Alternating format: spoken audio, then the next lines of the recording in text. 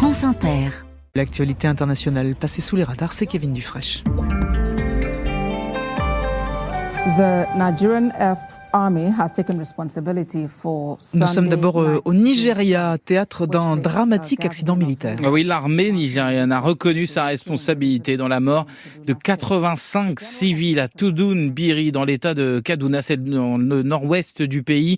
Le village a en fait été frappé par erreur, par un drone régulièrement utilisé par l'armée dans cette région du Nigeria, gangrénée par les milices armées et les groupes djihadistes. La frappe a donc eu lieu dimanche alors que les habitants célébraient une fête musulmane. D'après les autorités locales, beaucoup de victimes sont des femmes et des enfants et près de 70 personnes sont blessées. Dans un communiqué, le président Tinubu a fait part de son indignation et de son chagrin et ordonné une enquête aujourd'hui après que l'armée a reconnu que cette mission de routine a, je cite, touché par inadvertance ces villages qui sont par ailleurs les cibles privilégiées des terroristes qui les pillent ou enlèvent parfois leurs habitants.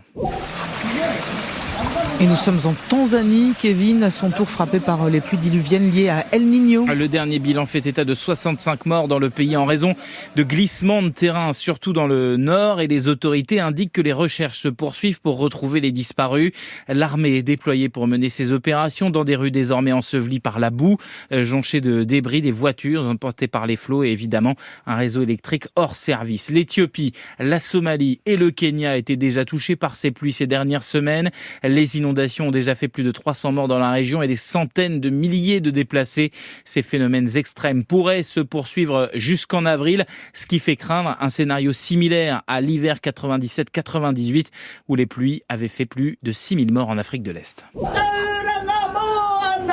Nous voici en Nouvelle-Zélande où ils étaient des milliers à manifester contre le nouveau gouvernement ce matin. Des milliers de Maoris ont défilé partout dans le pays, accusant la nouvelle coalition conservatrice au pouvoir et le Premier ministre Christopher Luxon de vouloir mener une politique raciste et de menacer les droits des autochtones qui aujourd'hui représentent 17% de la population en Nouvelle-Zélande. Le nouveau gouvernement installé il y a 10 jours a en effet indiqué vouloir réviser le traité de Waitangi qui garantit ses droits, notamment pour revenir sur l'utilisation de la langue maori au sein des institutions, changer le nom maori de certaines régions pour les passer à l'anglais. Et puis Christopher Luxon veut supprimer l'autorité sanitaire dédiée aux Maoris, créée par les travaillistes il y a 2 ans et qui a pour but de réduire les inégalités en matière de soins.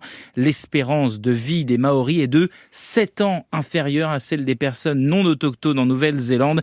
Des critiques injustes selon les mots du nouveau chef du gouvernement qui fait ainsi face à son premier grand test dans ce mandat. Kevin Dufresne, tous les soirs dans Un jour dans le monde. Merci beaucoup Kevin.